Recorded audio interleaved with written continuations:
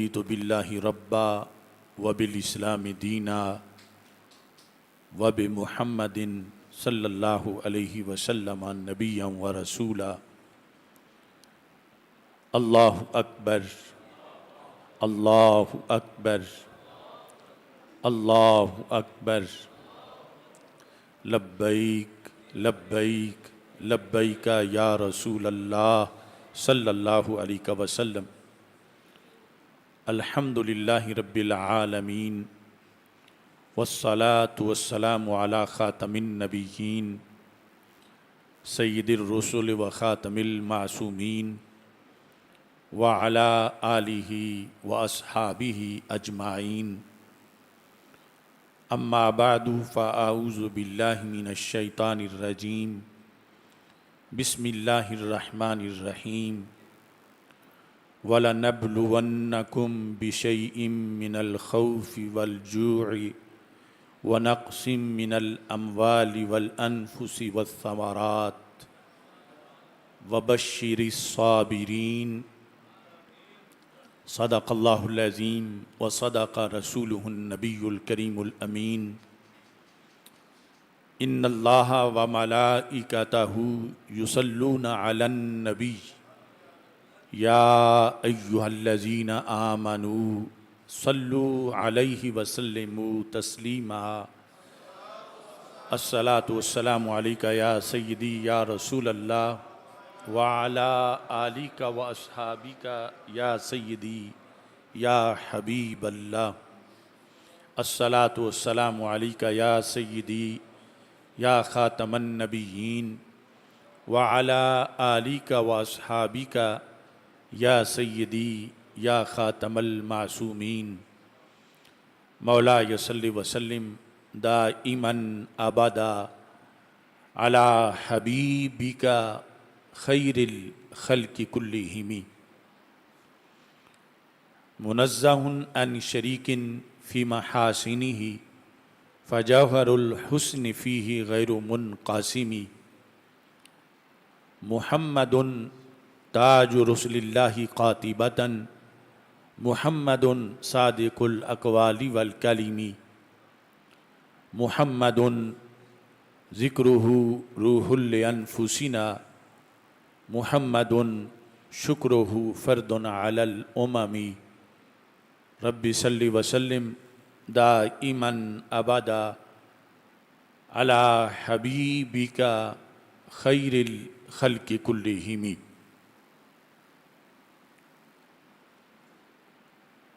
خدایا بحق بنی فاطمہ کہ بر قول ایماں کنی خاتمہ. اگر دعوتم رد کنی ور قبول منو دستو دامان آل رسول صلی اللہ علیہ وسلم.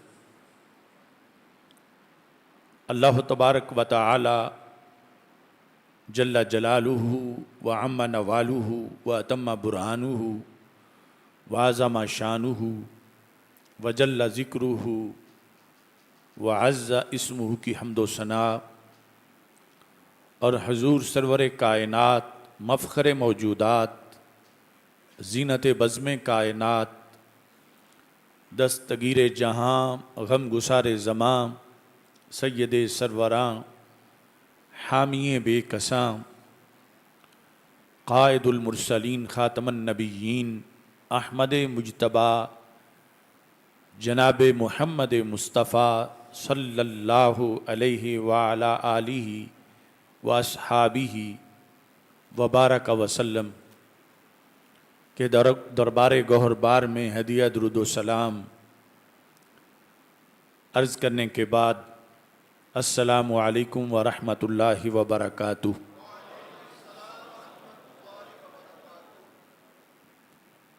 رب ذوالجلال کے فضل اور توفیق سے مرکز صراط مستقیم گوجرانوالا جامع مسجد رضا مجتبیٰ میں جمعۃ المبارک کے موقع پر ہم سب کو افکار کربلا کانفرنس میں شرکت کی سعادت حاصل ہو رہی ہے. میری دعا ہے خالق کائنات جل جلالہ امام علی مقام سیدنا امام حسین رضی اللہ تعالی عنہ اور دیگر شہدائے کربلا رضی اللہ تعالی عنہم کے مراقد پر کروڑوں رحمت نازل فرمائے اور ہمیں ان کے نقش قدم پر چلنے کی توفیق عطا فرمائے۔ جس طرح کہ پہلے اس موضوع پر متعدد خطابات آپ سن چکے ہیں، آج کا موضوع بھی بڑا اہم ہے۔ افکار کربلا قرآن و سنت کی تعلیمات کی خوشبو ہیں، اور ہر صدی اس کے اندر آج بھی اور آنے والی صدیوں میں بھی مسلمانوں کے لیے ان افکار کے اندر ضابطہ حیات ہے، اور بدی کی طاقتوں کے مقابلے میں کلمہ حق کو بلند کرنا اور اپنے کسی نقصان کی پرواہ نہ کرنا،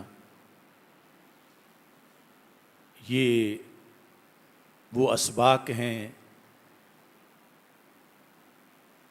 جو شہدائے کربلا رضی اللہ تعالی عنہم نے عملاً رسول اکرم صلی اللہ علیہ وسلم کے فرمودات کا پریکٹیکل کر کے امت کو دکھایا ہے۔ اس پر میں نے دو تازہ اشعار لکھے ہیں،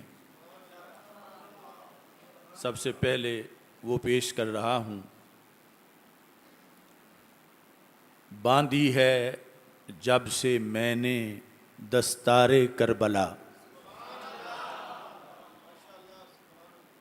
باندھی ہے جب سے میں نے دستار کربلا، کرتا ہوں روز و شب میں اظہار کربلا،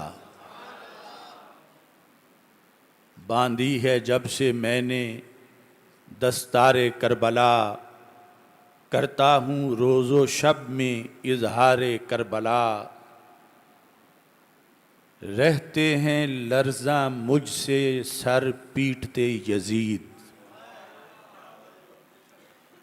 رہتے ہیں لرزاں مجھ سے سر پیٹتے یزید، رکھتے ہیں سر بکف مجھے سالار کربلا، رہتے ہیں لرزاں مجھ سے سر پیٹتے یزید، رکھتے ہیں مجھ کو سر بکف سالار کربلا، در پہ حسین کے میں حاضر ہوا ہوں تب، محرم الحرام اور خصوصی 10 محرم کا دن بھی میں نے وہاں مرکز پاک کے پاس بیٹھ کے گزارا اور بار بار وہاں حاضری ہوئی۔ در پہ حسین کے میں حاضر ہوا ہوں تب، سیکھے ہیں میں نے ان سے افکار کربلا، در پہ حسین کے میں حاضر ہوا ہوں تب، سیکھے ہیں میں نے ان سے افکار کربلا، ٹپکا ہے جس جگہ پہ آل نبی کا خون، ٹپکا ہے جس جگہ پہ آل نبی کا خون، کتنے عظیم تر ہیں آثار کربلا، ٹپکا ہے جس جگہ پہ آل نبی کا خون، کتنے عظیم تر ہیں آثار کربلا، چشم فلک نے دیکھے مظالم یزید کے، چشم فلک نے دیکھے مظالم یزید کے، زخموں سے چور چور تھے ابرار کربلا، چشم فلک نے دیکھے مظالم یزید کے زخموں سے چور چور تھے ابرار کربلا، تا دیر جب تخیل میں رہتی ہے روشنی، تا دیر جب تخیل میں رہتی ہے روشنی، لکھتا ہوں تب میں آصف اشعار کربلا، تا دیر جب تخیل میں رہتی ہے روشنی، لکھتا ہوں تب میں آصف اشعار کربلا، آصف نہیں ہوں کچھ بھی نہ ہے میرا کمال، آصف نہیں ہوں کچھ بھی نہ ہے میرا کمال، سب کچھ سکھا گئے ہیں احرار کربلا، باندھی ہے جب سے میں نے دستار کربلا، کرتا ہوں روز و شب میں اظہار کربلا۔ قرآن مجید برہان رشید کی جو آیت کریمہ میں نے آپ کے سامنے تلاوت کی ہے، اللہ تعالیٰ نے ارشاد فرمایا وَلَنَبْلُوَنَّكُمْ، ضرور بالضرور ہم تجھے آزمائیں گے۔ یہ لفظ آزمائش بھی تشریح طلب ہے، یعنی امتحان لینا، آزمانا کسی کو کہ نتیجہ کیا نکلتا ہے، یہ بندوں کے شایان نشان ہے، کیونکہ ہمیں مستقبل کا علم نہیں، ہمیں غیب کا علم نہیں، اللہ تو سب کچھ جانتا ہے ازل سے ابد تک۔ یہ شہدائے کربلا یا دیگر جن کو کم سے خطاب ہے امت مسلمہ کو، یہ بھی پیدا بھی نہیں ہوئے تھے تو اللہ جانتا تھا کہ میں آزماؤں گا تو نتیجہ کیا نکلے گا، لیکن پھر بھی اللہ تعالیٰ نے اپنی طرف نسبت کی کہ ہم تجھے آزمائیں گے۔ تو اس میں یہ سبق تھا کہ آزمائش مومن کی ہوتی ہے، اور پھر جتنا کسی کا بڑا مقام ہو اتنی بڑی آزمائش ہوتی ہے۔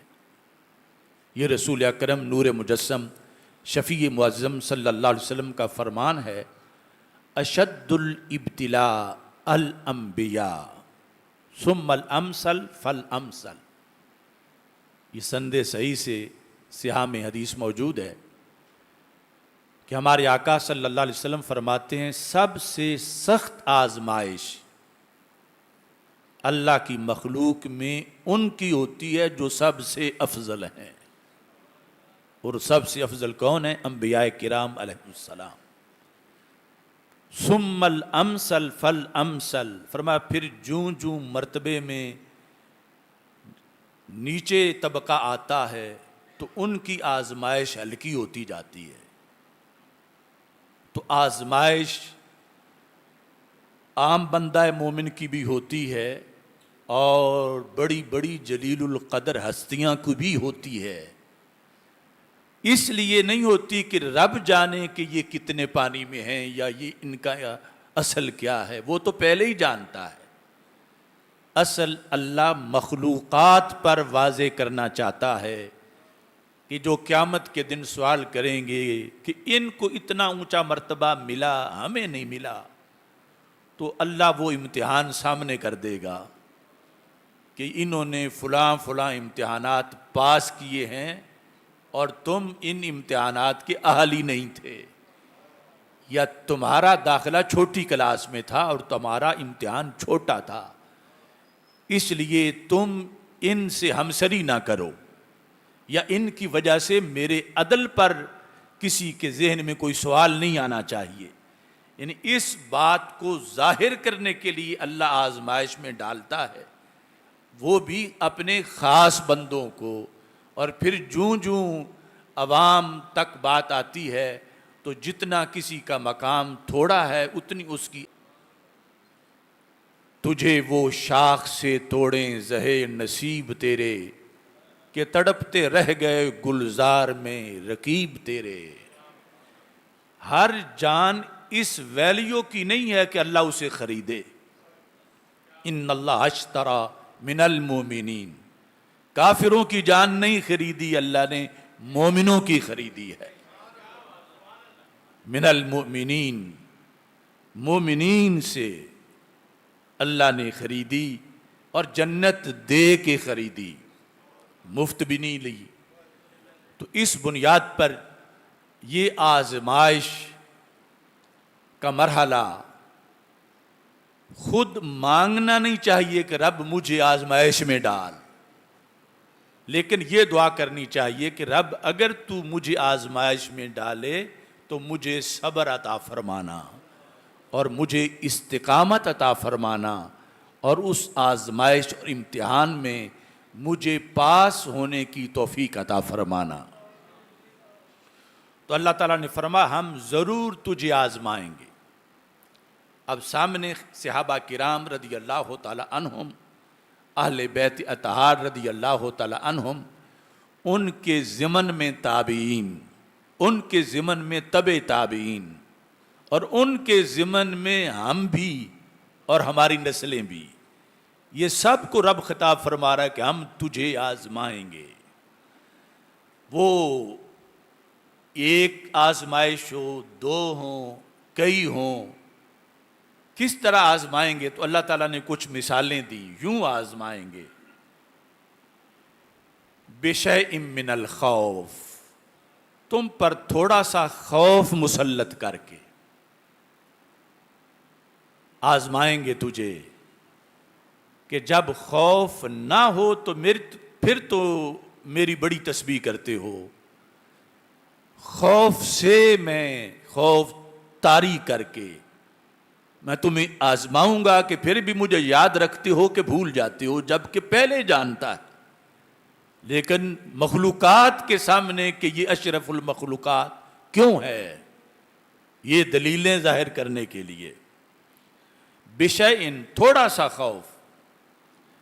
تھوڑا سا خوف اگرچہ انسان معاذ اللہ اس سے نڈھال ہو جائے اور کتنے اس پہ مظالم آ جائیں، لیکن جو مجموعی اللہ کے ہاں خوف ہے کروڑ ہا درجوں کا، اس میں سے تو یہ تھوڑا سا ہے، جسے اگرچہ ہم اپنی بساط کے مطابق بہت زیادہ سمجھیں. اللہ تعالیٰ فرماتا ہے ہم تمہیں آزمائیں گے تھوڑا سا خوف دے کر، پھر تھوڑی سی بھوک دے کر. پیاس بھی اسی کے ضمن میں ہے. تو یہ آزمائش ہر کسی پر کسی نہ کسی وقت اللہ بچائے آ سکتی ہے، لیکن یاد رکھنا چاہیے کہ رب نے پہلے فرمایا ہوا کہ ہم تجھے آزمائیں گے. پھر فرمایا ہم تجھے نقصان سے بھی آزمائیں گے.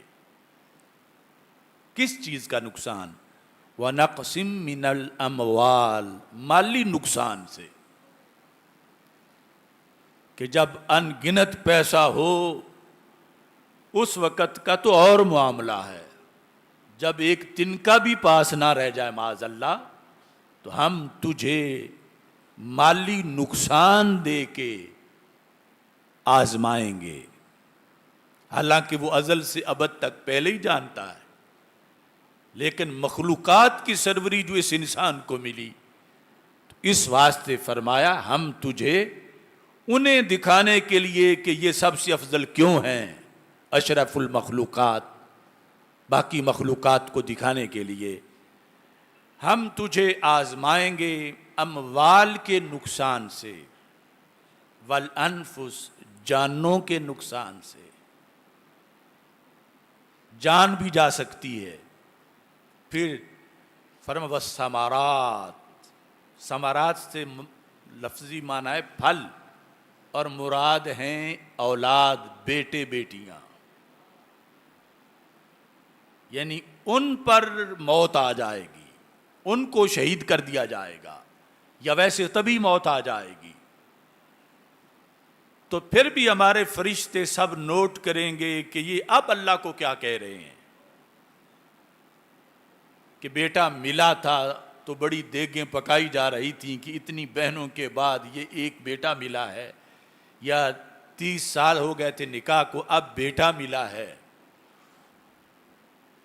اللہ سب کے بیٹوں کو لمبی زندگی دے، لیکن اگر اسی کا پھر وصال ہو جائے تو وہ والد جو پہلے خوشیاں کر رہا تھا، اب اس کی اداؤں پر فرشتے آ کے دوسرے لفظوں میں کیمرہ لگا کے بیٹھے ہیں کہ اب یہ کیا کرتا ہے، اور اللہ تعالیٰ خود دیکھ رہا ہے لیکن پوچھتا فرشتوں سے ہے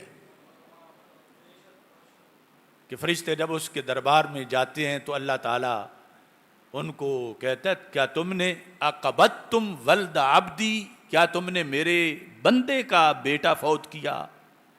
حالانکہ اس کی اذن کے بغیر تو پتہ نہیں ہل سکتا، کوئی جان کیسے نکالے، بھیجا تو رب نے ہی تھا، لیکن سانحہ اتنا بڑا تھا، اگرچہ وہ کسی کٹیا میں فوت ہوا، غریب کا بیٹا تھا۔ اللہ فرماتا ہے اقبضتم ولد عبدی، کیا تم نے میرے بندے کا بیٹا فوت کیا؟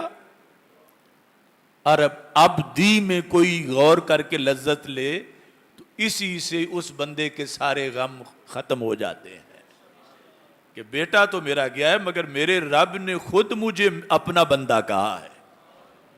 اقبضتم ولد عبدی، کیا تم نے میرے بندے کا بیٹا فوت کیا؟ یقولون نعم، فرشتے کہتے ہیں ہاں۔ اللہ تعالیٰ پھر سوال فرماتا ہے، حالانکہ اس میں پیچھے کوئی شک تو رہ نہیں گیا، لیکن اگلا سوال مزید اظہار محبت کا ہے۔ اللہ فرماتا ہے اقبضتم ثمرۃ قلبہ، کیا تم نے میرے بندے کے دل کا پھل توڑا ہے؟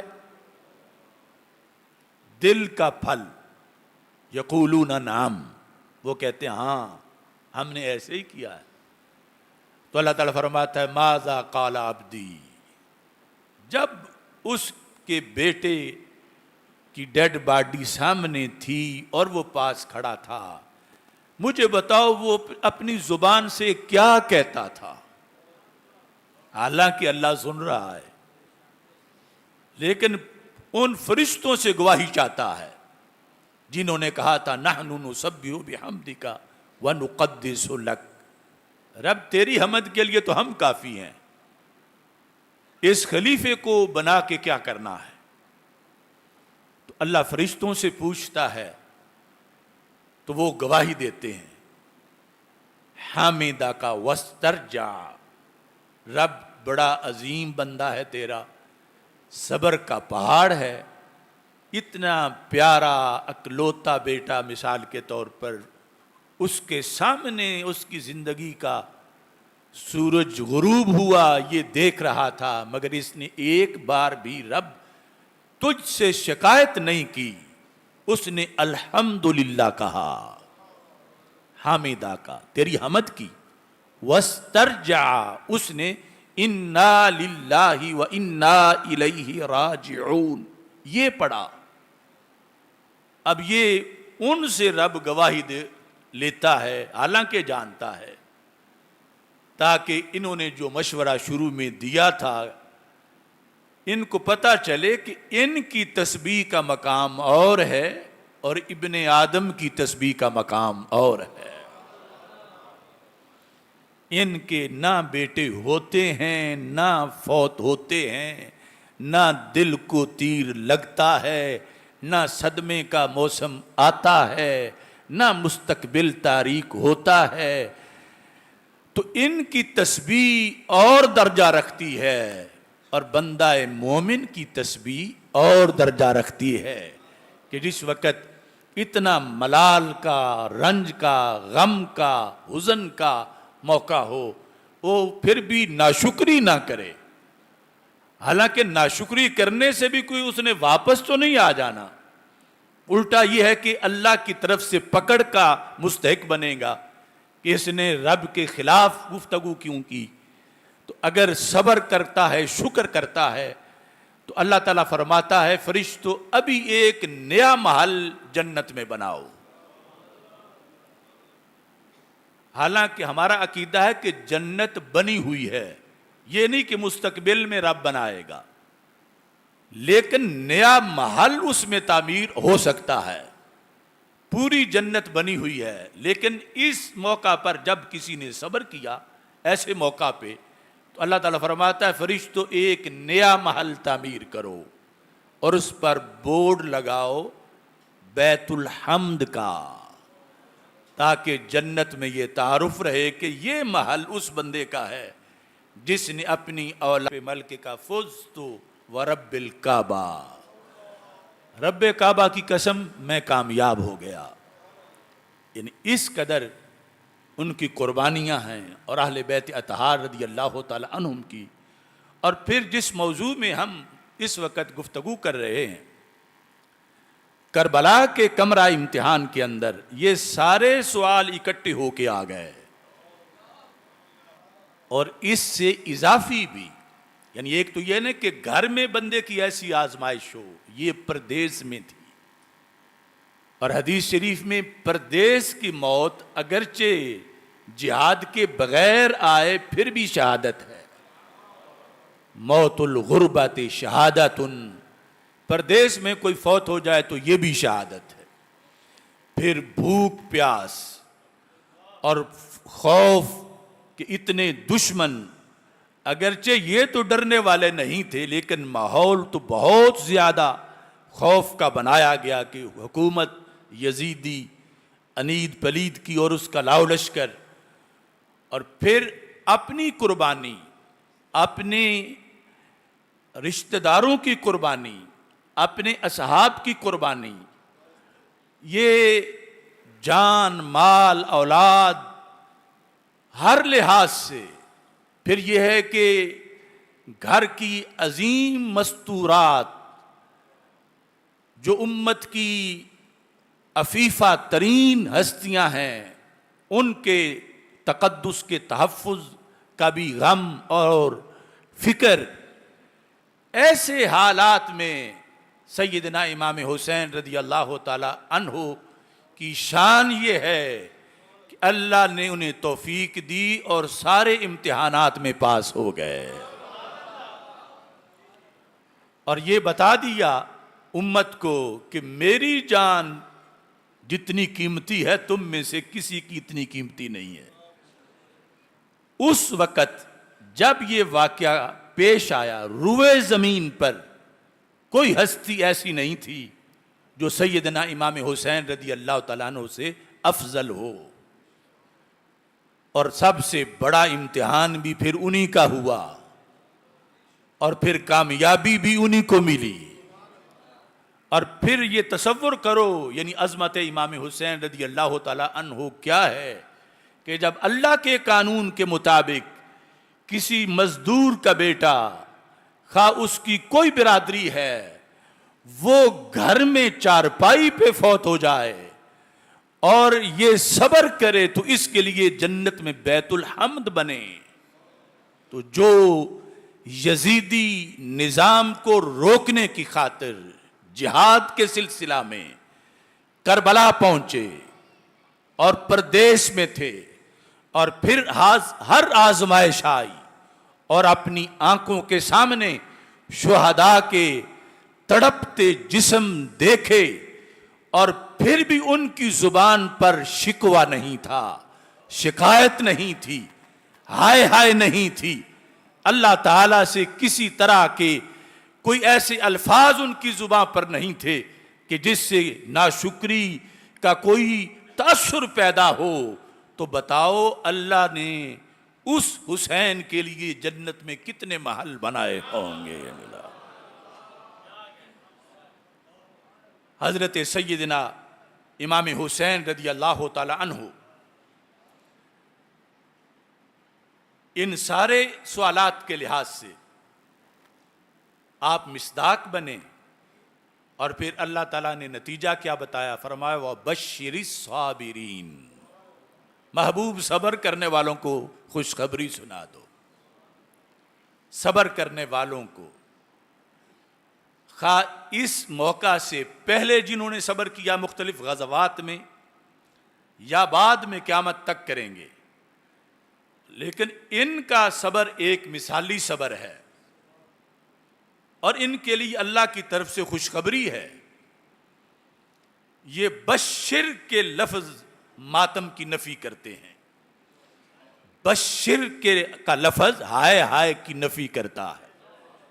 اللہ فرما رہا ہے جب تم مانتے ہو کہ حسین مصداق ہیں ان ساری عظمتوں کے جو پیچھے آیت میں موجود ہیں، تو پھر اللہ تو ان کو خوشخبری سنا رہا ہے، اور اس میں یہ بھی سبق ہے۔ ہمارے آقا علیہ الصلوۃ والسلام نے فرمایا، بخاری شریف کی حدیث شریف ہے، لن یزال امر هذه الامه مستقیما لا یضرهم من خالفهم، فرمایا قیامت تک میری امت کا امر مستقیم رہے گا، سیدھا رہے گا، ٹیڑھا نہیں ہوگا کہ کہیں جا کے امت کا کارواں کا آگے رستہ ہی کوئی نہ رہے اور پٹڑی ختم ہو جائے ریل کے چلنے کی۔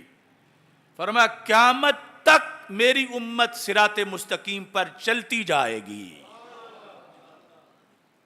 یہ صرف ہم ہی بیان کر سکتے ہیں، جو کہیں کہ ان کو کل کی خبر نہیں تھی وہ پھر قیامت تک کی کیسے بتائیں۔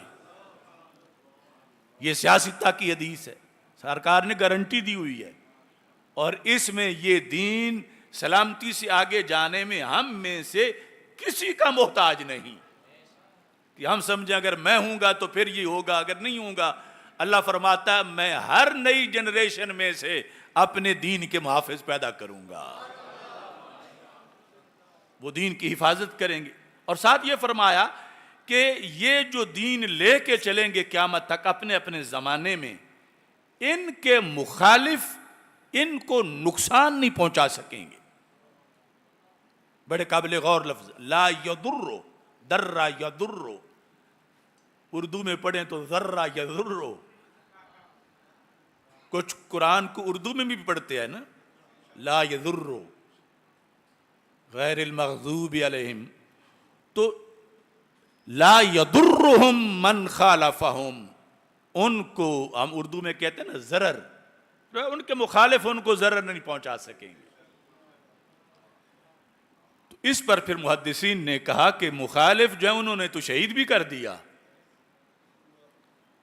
یعنی یزید حق کا مخالف تھا، تو حضرت امام حسین رضی اللہ تعالیٰ عنہ حق کی ترجمانی کر رہے تھے اور پھر شہید ہو گئے۔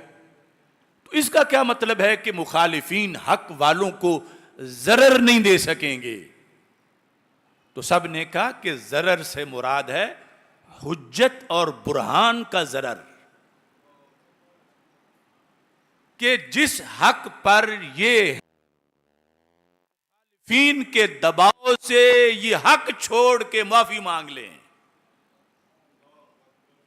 کہ ہمیں چھوڑ دو، ہم آئندہ حق کا نام نہیں لیتے، ہمیں چھوڑ دو، آئندہ ہم یہ بات نہیں کرتے اسلام کے برحق ہونے والی۔ سرکار فرماتے ہیں یہ پھانسی چڑھ جائیں گے، ان کے ٹکڑے ہو سکتے ہیں، ان کو جیل ہو سکتی ہیں، مگر ان کی دلیل کو کوئی توڑ نہیں سکے گا۔ یہ ہے کہ ضرر، اگر دلیل ڈیمیج ہو جائے تو پھر پیچھے کچھ نہیں بچے گا، اور وہ ڈیمیج نہیں ہوگی۔ فرمایا یہ آخری دین ہے، یہ میرا اسلام ہے، یہ قیامت تک جائے گا، اور اس کے رکھوالے پیدا ہوتے رہیں گے، اگرچہ ان کو پھانسیاں ہوں، جیلیں ہوں، شہادتیں ہوں، پھر بھی جو اس کے برحق ہونے کی دلیل ہے اس پر حق والے کھڑے ہیں، اور وہ دلیل کبھی کوئی غلط ثابت نہیں کر سکے گا۔ اس پر فرمایا قیامت آ جائے گی، لیکن میرا دین جو ہے اس کا امر ہمیشہ مستقیم ہی رہے گا۔ تو یہ بات بھی افکار کربلا میں سے ہے کہ جس میں یعنی یہ کچھ لوگ نتیجہ نکال لیتے ہیں فلاں بیمار ہوا تو پھر کس وجہ سے بیمار ہوا، فلاں گرفتار ہوا تو پھر کیوں گرفتار ہوا، یعنی اپنی طور سے وہ اپنی دلیلیں بنا رہے ہوتے ہیں کہ چونکہ ایسا تھا تو اس لیے گرفتار ہوا۔ سرکار فرماتے ہیں لا یضرہم من خالفہم، اگر یہ ہوتا کہ حق والوں کا امتحان ہی نہیں ہے، حق والوں کی آزمائش ہی نہیں ہے، حق والوں کو زخم ہی نہیں لگے گا، حق والے شہید ہی نہیں ہوں گے، حق والے پھندے پہ ہی نہیں چڑھیں گے، حق والے جیل میں ہی نہیں جائیں گے، تو پھر حق والوں کی شان کہاں سے ظاہر ہوتی؟ حق والوں کا مرتبہ بہت بلند ہے، اور یہ چوری کھانے والے مجنوں نہیں ہوتے، یہ حقیقت میں اس حق کے لیے جب حاضری لگتی ہے تو یہ پہلے نمبر پہ لبیک کہتے ہیں۔ افکار کربلا، اس کے اندر حضرت امام حسین رضی اللہ تعالی عنہ کی مقدس تعلیمات بھی شامل ہیں، اور یہ سبق بھی ہے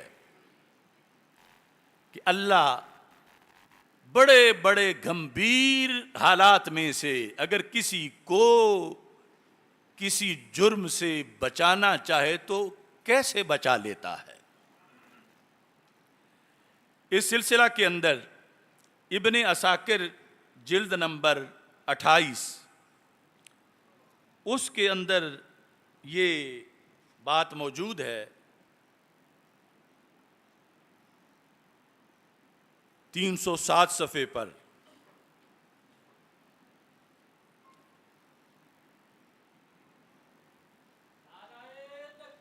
اللہ اکبر یا رسول اللہ صلی اللہ علیہ وسلم۔ یہ بات بھی شاید منبر پر آج پہلی مرتبہ میں بیان کر رہا ہوں، اور شاید پاکستان میں پہلی بار بیان ہو رہی ہو۔ کان رجل بالبصرۃ من بنی سعد، بنی سعد کا ایک بندہ تھا، بصرہ میں رہتا تھا۔ وَكَانَ قَائِدًا مِّن قُوَّادِ عُبَيْدِ اللَّهِ بْنِ زِیاد، اور یزید کا جو خاص کرندہ تھا ابن زیاد، اس کی فوج کے اندر یہ کمانڈر تھا، یعنی ابھی شہادت امام حسین رضی اللہ تعالی عنہ والا واقعہ نہیں ہوا تھا۔ فسقط من السطح، یہ چھت سے نیچے گرا۔ فانکسرت رجلاہ، اس کے دونوں پاؤں ٹوٹ گئے۔ فدخل علیہ ابو قلابہ، تو حضرت ابو قلابہ رضی اللہ تعالی عنہ اس کی عیادت کے لیے گئے۔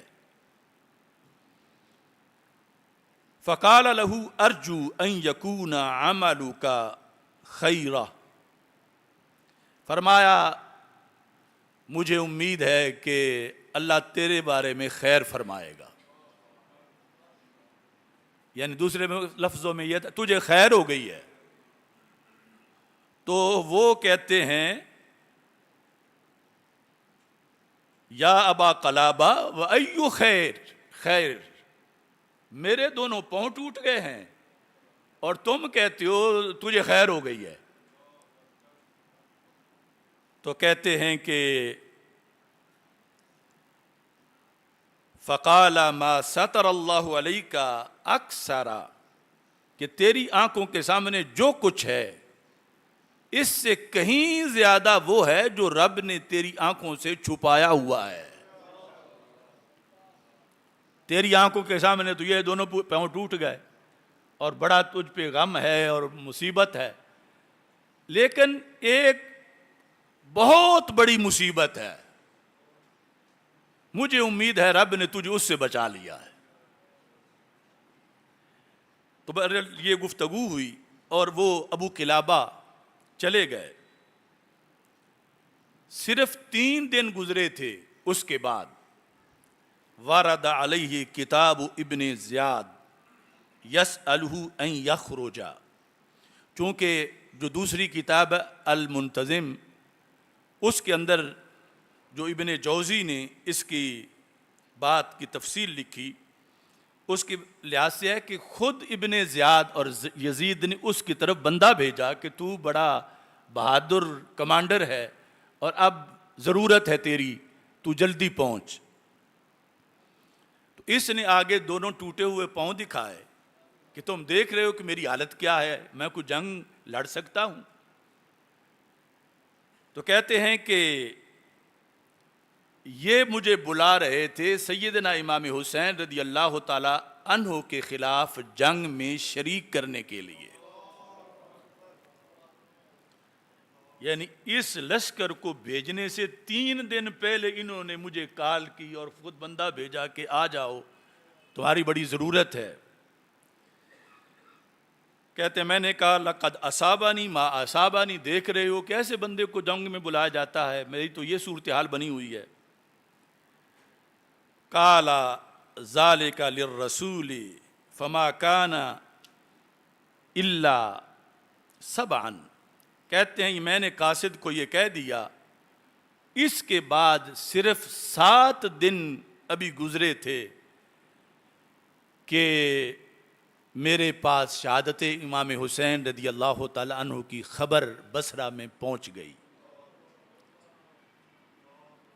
تو اب کہتے ہیں فقال الرجل، اسی کمانڈر نے کہا، کہتا ہے رحم اللہ ابا قلابہ، اللہ رحم کرے ابو قلابہ پر. کیوں؟ لقد صدقا، انہوں نے سچ فرمایا تھا اس وقت جب مجھے سمجھ نہیں آ رہی تھی. میرے دونوں پاؤں کا ٹوٹ جانا میں سمجھ رہا تھا کہ یہ میرے خسارے میں ہے، انہوں نے فرمایا تھا یہ چھوٹا خسارہ ہے، اس کی وجہ سے رب نے تجھے بڑے خسارے سے بچا لیا ہے. اگر تیرے خون ہاتھ رنگین ہو جاتے آل رسول صلی اللہ علیہ وسلم کے خون سے تو پھر وہ خسارہ بہت بڑا خسارہ تھا. تو اس بنیاد پر کہنے لگے انہوں نے سچ کہا کہ اللہ تبارک و تعالیٰ نے مجھے اتنے بڑے خسارے سے چھت سے نیچے پھینک کے محفوظ کر لیا ہے. تو اس میں ہمارے لیے بھی سبق ہے. یعنی کئی ایسی چیزیں ہوتی ہیں ہم سمجھ رہے ہوتے ہیں کہ ہمارا بڑا نقصان ہو گیا ہے، لیکن اللہ کا علم بہت زیادہ ہے اور رب ذوالجلال نے ابھی بہت کچھ چھپایا ہوا ہے، اور وہ ظاہر ہو جائے تو ہم اس مصیبت کو جو آئی ہوئی ہے کسی کو معاذ اللہ بخار کی وجہ سے یا اور کسی وجہ سے، تو سمجھے یہ تو کوئی مصیبت ہی نہیں ہے. رب نے یعنی کتنی بلائیں ٹالی ہوئی ہیں، کس قدر اپنی طرف سے ہمیں محفوظ رکھا ہوا ہے.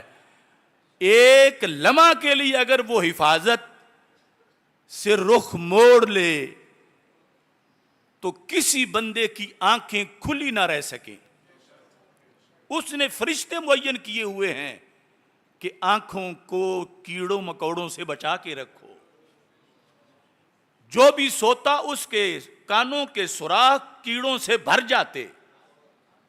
کیوں نہیں بھرتے؟ حدیث میں ہے اللہ نے فرشتوں کی ڈیوٹی لگا رکھی ہے. یہ مخدوم انسان اس کے لیے اتنے محافظ، اور پھر اس کے لیے آزمائش چونکہ اشرف المخلوقات ہے. اور یہ ہمارے عقل میں وہ چیزیں نہیں آ سکتی جن کو ہم جمع تفریق کر کے فیصلے کرنا شروع کر دیتے ہیں. عقل قرباں کن بپیش مصطفیٰ صلی اللہ علیہ وسلم، یہ اللہ تعالیٰ بہتر جانتا ہے اور اس کی عطا سے اللہ تعالیٰ کے رسول صلی اللہ علیہ وسلم جانتے ہیں کہ کس چیز میں کیا حکمت ہے کہ فرعون کو کھلی چھٹی دے دی جائے اور حسین جیسی ہستی کو کربلا میں آزمائش میں ڈالا جائے. یہ اس کے حکمتوں والے فیصلے ہیں جس سے ہم اپنی چھوٹی سی عقل کے ساتھ کوئی اپنی طرف سے فیصلہ اخذ نہیں کر سکتے. اور پھر جب حضرت امام حسین رضی اللہ تعالی عنہ نے اتنی بڑی قربانی دے کر دین بچایا، یہ میں بار بار کہتا ہوں کہ کئی بڑے بڑے بدبخت آج کے ماحول میں بھی بولتے ہیں، امام مظلوم پر آج بھی ظلم کرتے ہیں. تو تو سیدنا امام حسین رضی اللہ تعالیٰ عنہ 100% دین بچانے کے لیے اپنا اور اہل و عیال کا اور سب کا خون پیش کر رہے تھے. تو آپ سے محبت کا یہ تقاضا ہے کہ یزید کے لیے کسی طرح کا کوئی نرم گوشہ ذہن میں نہ ہو. یہاں تک کہ یہ بات حضرت عمر بن عبد العزیز رضی اللہ تعالی عنہ سے مروی ہے. ذہبی کی تاریخ الاسلام یہ بہت بڑی تاریخ ہے، بہت زیادہ اس کی جلدیں ہیں. ہر سال کے لحاظ سے شروع سے لے کر اپنی زندگی تک انہوں نے لکھا، یعنی رسول اکرم صلی اللہ علیہ وسلم کی ہجرت سے لے کر تو 61 ہجری سے لے کر 80 ہجری تک کے جو واقعات ہیں اس کے اندر انہوں نے لکھا سند کے ساتھ کہ نوفل بن ابی الفرات ان کا یہ قول ہے، اور ان تک امام ذہبی نے اپنی سند لکھی ہے. اور دوسری طرف یہ قول ابن حجر انہوں نے السوائق محرقہ کے اندر لکھا ہے، اور اس میں صفحہ نمبر 332 ہے. اور یاد رکھیں یہ وہی عمر بن عبد العزیز ہیں جو بنی امیہ سے تعلق رکھتے ہیں. یہ بھی ذہن میں رکھیں کہ قبیلوں میں اچھے برے لوگ ہوتے رہتے ہیں. یہ بنی امیہ وہی ہے کہ جس کے ایک شخص کو اللہ کے رسول علیہ السلام نے اللہ کے حکم سے یکے بعد دیگرے اپنی 2 شہزادیوں کو ان کے نکاح میں دیا.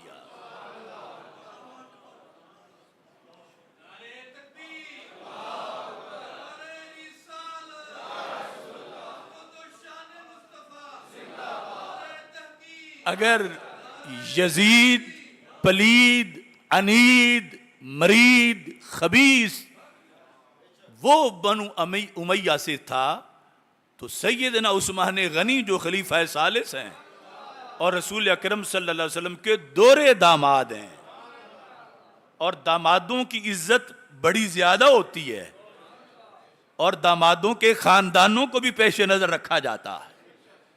اور کتنے اصحاب ہیں جن کا تعلق بنی امیہ کے ساتھ ہے. لہذا تھوک سے لعنتیں بھیجنے والے بھی اپنا حشر قیامت کے دن دیکھیں گے. داتا صاحب جیسا بندہ اپنی کتاب کشف المحجوب میں یزید کے مسئلے پر لکھ گئے کیا اخزا اللہ، اللہ اسے رسوا کرے. اللہ اسے کیا کرے؟ یزید کو اللہ یہ کس نے لکھا ہے؟ کہاں لکھا ہے؟ اور اگلا ساتھ متصل کیا ہے؟ دون ابی ہے. فرمایا یزید تک رکو، آگے منہ نہ ڈالنا. یہ داتا صاحب کی سنیت ہے، آصف جلالی نے نہیں گڑی. لوگ کہتے ہیں کہ شاید کوئی مسئلہ ہے. ہمیں مسئلہ صرف یہی ہے کہ سنیت کو کوئی نہ لوٹے، سنیت پر کوئی حملہ نہ کرے. جو صدیوں سے مذہب آ رہا ہے اسے ہم کسی کو بگاڑنے نہیں دیں گے، خواہ کوئی چھوٹا بگاڑے یا بڑا بگاڑے. اس کا ہم اللہ کے فضل سے مقابلہ کرتے آ رہے ہیں. ایک چھوٹے سے بگڑے ہوئے آستانے کے مقابلے میں کھڑا ہونا کسی کی مجال آج نہیں نظر آ رہی. اللہ کے فضل سے ہم نے ہزاروں بگڑے ہوئے کے مقابلے میں کلمہ حق بلند کیا ہے. یہ نہیں لبیک لبیک لبیک یا رسول اللہ.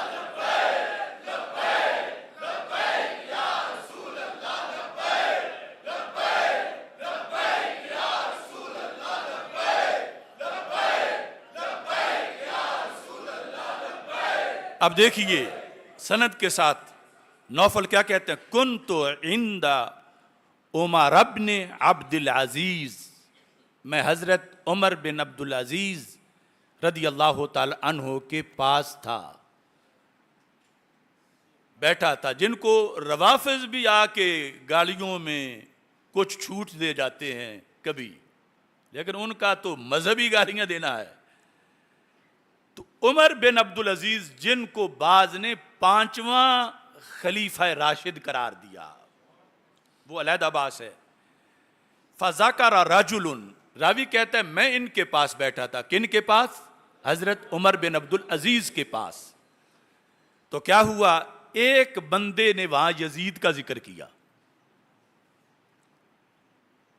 بنی امیہ کے عظیم فرزند حضرت عمر بن عبد العزیز جو اس وقت خلیفہ تھے، ان کے سامنے کسی نے یزید پلید کا ذکر کیا۔ اور ذکر کیسے کیا؟ کہتا ہے قال امیر المومنین یزید، یہ لفظ اس نے بولے۔ اب یہ بھی دھیان رکھنا، میں نے جو وہ لفظ بول لے ہیں نا، کسی نے یہ کاٹ کے کہنا ہے جلالی کہہ رہا ہے امیر المومنین یزید یعنی اتنی شیطانیت ہے آج، دیکھ لو آپ، اس نے یزید کو امیر المومنین بنا دیا ہے۔ تو اس بندے نے جو حضرت عمر بن عبد العزیز کے پاس بیٹھا تھا، اس نے ذکر کیا یزید کا، اور لفظ ساتھ لقب یہ امیر المومنین یزید۔ فقال، تو حضرت عمر بن عبد العزیز نے کہا تقول امیر المومنین، کہ تو اس گندے کو امیر المومنین کہہ رہا ہے؟ فوراً اسے سزا دلوائی، وَأَمَرَ بِهِ، حکم دیا جلاد کو کہ اس کو 20 کوڑے ابھی ابھی مارو۔ فَضُرِبَ 20 صوتاً،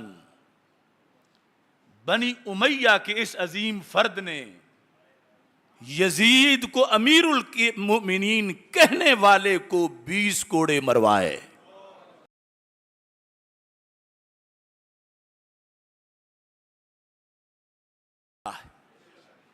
اور اس انداز میں یہ حقیقت ہے، اور اس پر اپنا مسلک رکھنا برقرار، یہ بڑا اس وقت مشکل ہو رہا ہے، کیوں ہم صراط مستقیم والے ہیں، کچھ ادھر سے حملہ کرتے ہیں، کچھ ادھر سے حملہ کرتے ہیں۔ چونکہ صراط مستقیم کی تعریف ہے کہ وہ درمیان میں ہوتا ہے، سیدھا ہوتا ہے، اور منزل کی طرف جانے کا شارٹ رستہ ہوتا ہے۔ تو اس لیے خوارج، روافض، نواسب، ان سب سے بچاؤ کے لیے ہم ہر کسی کو سامنے رکھ کے پھر اپنا مسلک اور موقف بیان کرتے ہیں۔ چونکہ وقت ہو گیا ہے، تو افکار کربلا میں سے، چونکہ ہم حضرت امام حسین رضی اللہ تعالی عنہ کو بھی مانتے ہیں اور ان کی بھی مانتے ہیں۔ معجم کبیر جلد نمبر 3 صفحہ نمبر 118،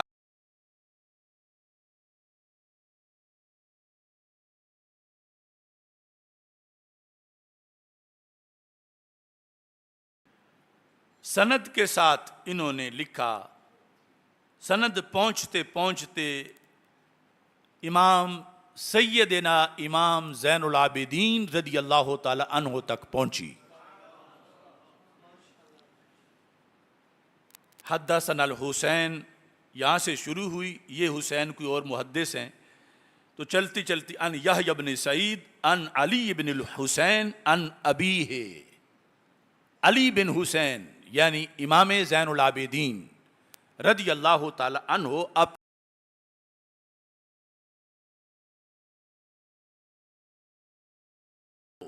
ان سے روایت کرتے ہیں۔ اب آیا فرمان امام حسین رضی اللہ تعالی عنہ کا، وہ ایک فتویٰ دے رہے ہیں اور فتوے میں کوٹ کر رہے ہیں فرمان رسول صلی اللہ علیہ وسلم کو۔ اس کو کوٹ کرتے ہوئے انہوں نے قیامت تک کے محبین کو ایک پیغام دیا۔ لفظ کیا ہیں؟ فرمایا احبونا، بحب الاسلام، اے ہمارے مریدو محبو اور قیامت تک رسول پاک صلی اللہ علیہ وسلم کے غلاموں، ہم اہل بیت سے اسلام والا پیار کرنا. احبونا مانا کیا ہے؟ ہم سے پیار کرنا. کون سا؟ بحب الاسلام، جس پیار کی اسلام اجازت دیتا ہے. اب امام حسین رضی اللہ تعالی عنہ خود دو قسمیں پیار کی بتا رہے ہیں. مطلقاً نہیں کہہ رہے احبونا ہم سے پیار کرو، ساتھ شرط لگا رہے ہیں اسلام والا کرو. تو کتنی بصیرت تھی ان کی.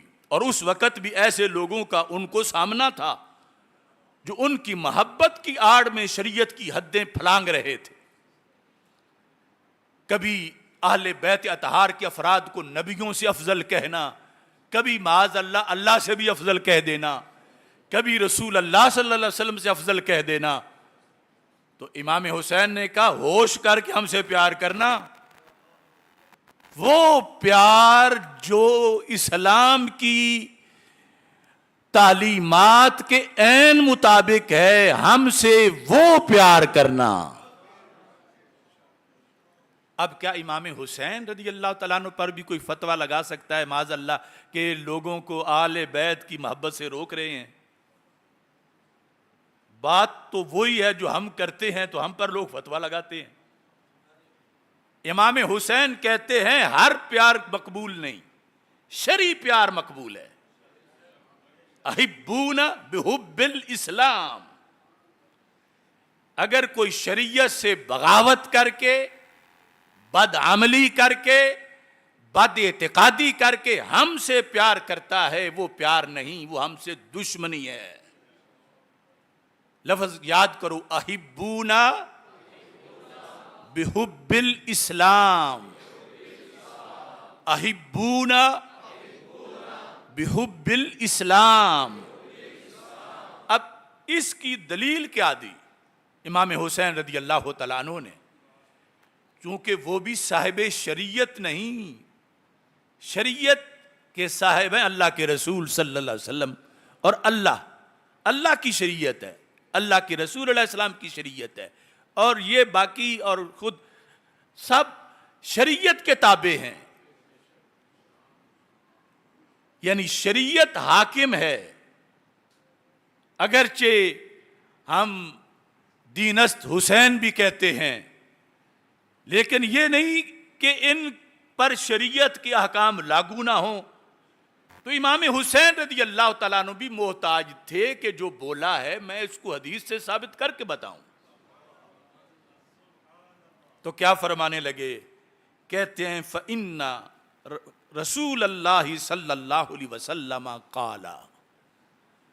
اب یہ بھی پیغام ہے. لوگ کہتے ہیں آج ہم ان کالے لفظوں کے محتاج نہیں ہیں، ہم ویسے ہی پڑے ہوئے ہیں. جتنا کوئی ان پڑھ زیادہ ہے اتنا خدا رسیدہ زیادہ بنا ہوا ہے. اور ایک کثیر تعداد ہے صاحبزادوں کی، جب ان کے پڑھنے کا وقت تھا تو پھر اس وقت عیاشیاں کرتے رہے، اور آج چاہتے ہیں کہ خطابت ہم کریں اور دین ہم بیان کریں.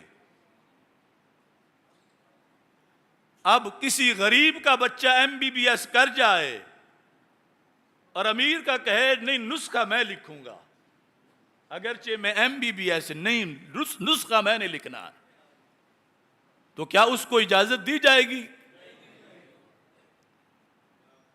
اب اس میں ہمارا کیا قصور ہے؟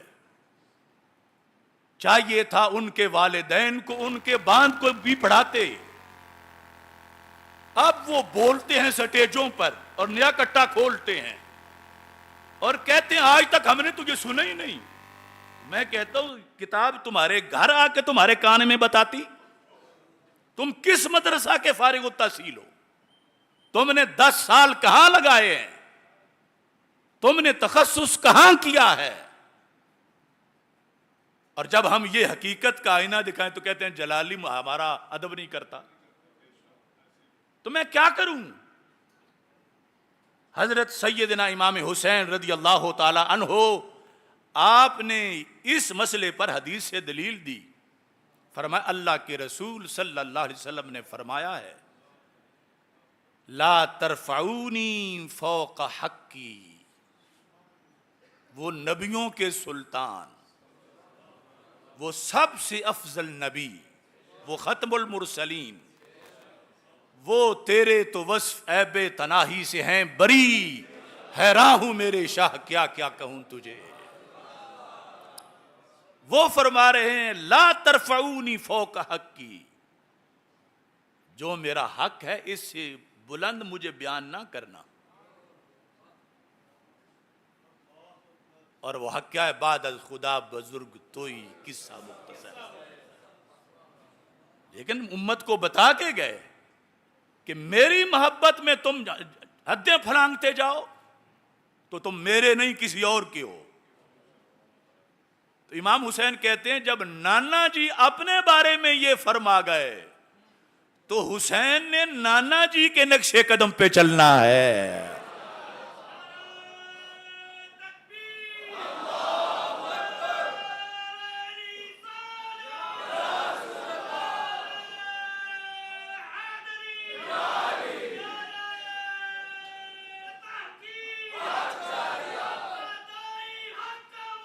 بس اس کو رہنے دو. لبیک لبیک یا رسول. اب آگے حدیث کا حصہ باقی ہے. فرمایا فإن اللہ تعالی، اب سرکار دو عالم صلی اللہ علیہ وسلم نے جو فرمایا کہ مجھے جو میری شان ہے وہ بہت بڑی ہے، عقلوں سے ورا ہے، اس سے اوپر مجھے نہ کہو کہ کہیں مجھے تم ان کی طرح، کرسچن کی طرح ابن اللہ کہنا شروع کر دو معاذ اللہ، یا اللہ کہنا شروع کر دو. ہر کس اجازت نہیں. اور سرکار نے پھر آگے دلیل دی اللہ کے لحاظ سے. یہ ہے فکر کربلا. یہ نہیں کہ گھر میں کوئی چکی رکھی ہوئی شریعت بنا بنا کے دے رہے ہیں. فَإِنَّ اللَّهَ تعالی اتخذنی عبدا قبل ان یتخذنی رسولا. فرمایا رب نے مجھے عبد پہلے بنایا ہے، رسول بعد میں بنایا ہے. اگرچہ وہ عالم ارواح میں عبدیت کا اطلاق بھی ہوتا رہا، رسالت کا اطلاق بھی ہوا. حضرت آدم علیہ السلام کی تخلیق ابھی مکمل نہیں ہوئی تھی کہ ہمارے آقا علیہ السلام کو نبوت مل چکی تھی، اور بوقت ولادت ساری صلاحیتیں نبوت کی پوری تھیں. صرف ماحول میں کمی تھی، 40 سال ان کی کمی پوری کرنے کے لیے انتظار کیا گیا. تو فرمایا کہ مجھے میری شان سے بلند نہ کرو. اور یہ لفظ ایک طبقہ اس کو ہی دلیل بنا کے کنجوسی کرتا ہے. وہ اپنے علماء کی وہ شانیں بیان کرتے ہیں جو رسول اللہ کی نہیں کرتے. وہ وہابیت کا طبقہ اپنے بادشاہوں کی وہ شانیں سعودی عرب میں وہ بیان کرتے ہیں جو سرکار کی نہیں کرتے.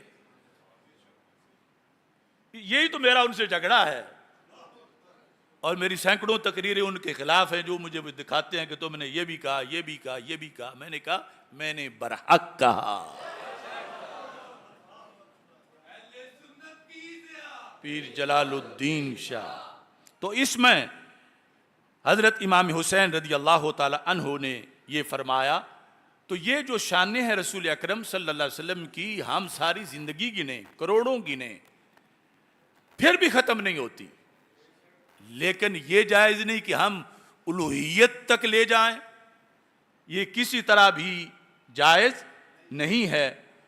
تو ہمیں یعنی رسول اکرم صلی اللہ علیہ وسلم کی ذات کے لحاظ سے امام حسین کہتے ہیں میں تو پھر ان کی نسبت سے ہوں جو کچھ ہوں، اور انہوں نے اپنے لحاظ سے جب یہ فرمایا ہے تو میں کھلی چھٹی تمہیں کیسے دے سکتا ہوں.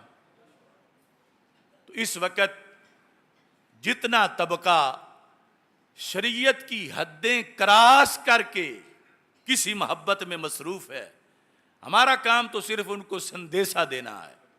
ہمارا کسی سے پلاٹ پلیٹ کا کوئی جھگڑا نہیں ہے، اس واسطے کہ جتنی اس وجہ سے رقابتیں ہو سکتی تھیں ہم نے وہ سارے رستے ہی نہیں اپنائے.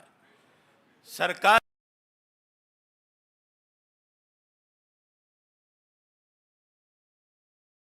اس پر لڑتے وہ بن گیا تو ہماری باری نہیں آئے گی. ہم نے کہا تمہیں کھلی چھٹی ہے، میں کسی کی سیٹ نہیں لیتا، سارے تم ان سیٹوں پہ قبضہ کر لو. ہر سرکاری یودہ، وہ نظریاتی کونسل ہو، وہ رویت ہلال ہو، وہ وزارت اوقاف ہو، وہ کسی مرکز کی جو اس اوقاف کی چابی کے بغیر نہیں بولتا خطیب، ہم نے سب سے اعلانیہ اپنا رستہ جدا کیا ہے. کس مقصد کے لیے؟ کہ صرف حق بولنے کے لیے. تو اللہ تعالیٰ آخری سانس تک حق بولنے کی توفیق عطا فرمائے اور یہ پیغام آپ کو ہر جگہ پہنچانے کی توفیق عطا فرمائے.